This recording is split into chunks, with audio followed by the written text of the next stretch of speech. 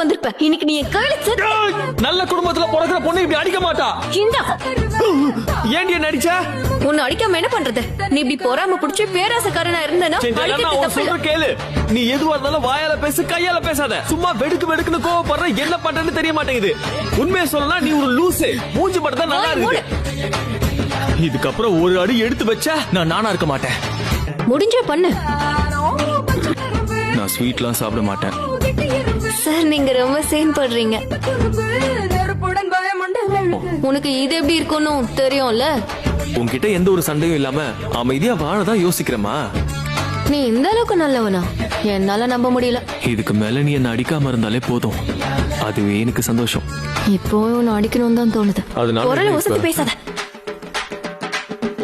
நீ மட்டும் ஏதாவது சத்தம் போட்டேன்னு வச்சுக்கோ, அப்புறம் நான் கைய நீட்டிட்டேன்னு வருத்தப்படக்கூடாது. ஜிரோங் கிட்ட மட்டும் நீ ஏதாவது தப்பா பேசணும்னு வச்சுக்கோ, காலை உடைச்சிருவேன்.